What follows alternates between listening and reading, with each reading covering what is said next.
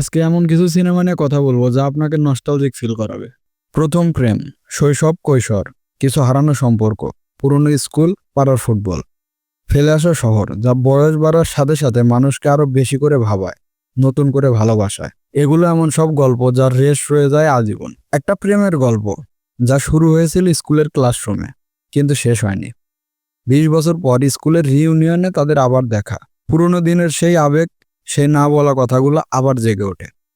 স্মৃতিচারণ, নস্টালজিয়া, বর্তমানে তারা কেমন আছে, এসব নিয়ে দুজনের ম্যাচুয়ার্ড কনভারসেশন। এই সিনেমাটি নস্টালজিয়া, হারানো দিন, সময়ের সাথে সম্পর্কের পরিবর্তনের মতো গুরুত্বপূর্ণ থিমগুলোকে তুলে ধরে। এটি দেখায় যে প্রথম প্রেম সবসময় বিশেষ থাকে, তা পরিণতি পাক বা না পাক। This movie shows the beauty of letting go. কিছু গল্পের শেষ হয় না, শুধু হৃদয়ে বেঁচে থাকে।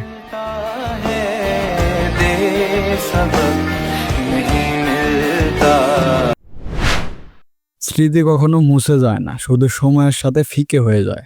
ডিমেনশিয়া রোগে আক্রান্ত সোলজা, যার স্মৃতি হারিয়ে যাচ্ছে ধীরে ধীরে। সে একজন কর্মজীবী নারী, যার জীবন কাটছে ব্যস্ততার মাঝে। কিন্তু হঠাৎ একদিন সে সিদ্ধান্ত নেয় ফিরে যাবে তার শৈশবের শহরে। পুরনো বন্ধু, পুরনো ক্লাসরুম, পুরনো বাড়ি, যেখানে সে বড় হয়েছে। পুরাই নস্টালজিক। দেখা করেন প্রদীপের সঙ্গে, যিনি তার প্রথম ভালোবাসা ছিলেন।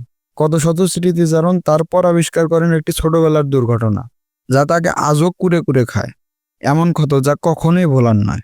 এই সিনেমা আমাদের শেখায় যে অতীতকে সম্পূর্ণভাবে মুছে ফেলা যায় না, কিন্তু তাকে স্বীকার করে নিয়েই সামনে এগিয়ে যেতে হয়।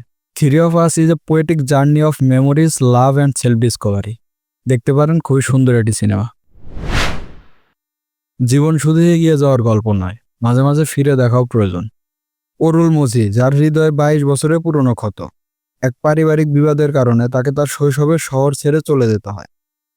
একদিন বাধ্য হয়ে ফিরে আসে সেই শহরে একটি বিয়েতে যোগ দিতে, কিন্তু সেখানে অপেক্ষা করছিল এক অজানা আত্মীয়, যার উষ্ণতা এবং ভালোবাসা তাকে তার অতীতের সাথে সংযুক্ত করে। ভালোবাসা সবসময় শব্দে প্রকাশ পায় না, কখনো কখনো এটি একটি সাইকেল, একটি নাম, অথবা একটি স্মৃতির মাধ্যমে প্রকাশিত হয়।